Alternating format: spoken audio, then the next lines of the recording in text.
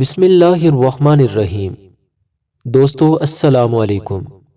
YouTube channel دلچسپ video میں ایک نئی دلچسپ ویڈیو کے ساتھ حاضر خدمت ہیں۔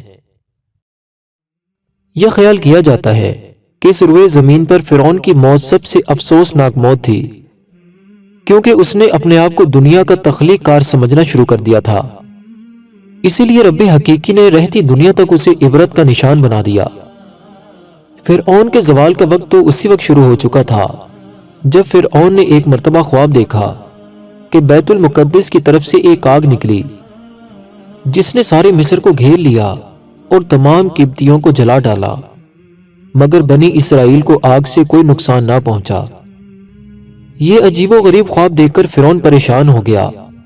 اس نے نجومیوں سے تعبیر معلوم کی تو انہوں نے بتایا کہ بنی اسرائیل میں ایک لڑکا پیدا ہوگا جو تیری بادشاہت ختم ہو جانے کا سبب بنے گا۔ یہ سن کر فرعون نے حکم دیا کہ بنی اسرائیل میں جو بھی لڑکا پیدا ہو اسے قتل کر دیا جائے۔ اس طرح فرعون کے حکم سے 12,000 یا 70,000 لڑکے قتل کر دیے گئے۔ دوستو، پرانے زمانے میں مصر کے بادشاہوں کا لقب فرعون ہوا کرتا تھا۔ اسی طرح روم کے بادشاہوں کا کیسر لقب تھا۔ فارس یعنی ایران کے بادشاہوں کا لقب کسرا تھا۔ یمن کے بادشاہوں کا طبع، ترک بادشاہوں کا خاقان اور حبشہ کے بادشاہوں کا لقب نجاشی تھا۔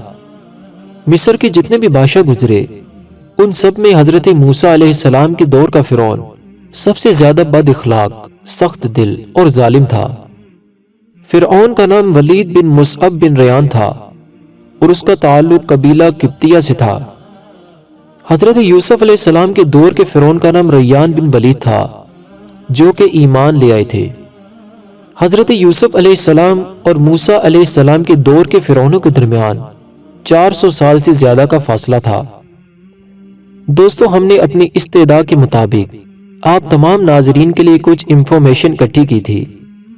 باقی حقیقت حال اللہ تعالیٰ اور اس کے رسول صلی اللہ علیہ وآلہ وسلم بہتر جانتے ہیں۔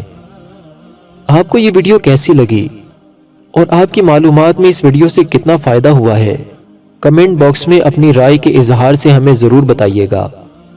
ویڈیو دیکھنے کا شکریہ۔ دوستو، اگر آپ کو ہماری یہ ویڈیو پسند آئی ہے تو اس ویڈیو کو لائک اور شیئر کریں۔ اگر آپ نے ابھی تک ہمارے چینل کو سبسکرائب نہیں کیا تو ہمارے چینل کو سبسکرائب کریں۔ اپنا بہت سا خیال رکھیے گا۔ فی امان اللہ۔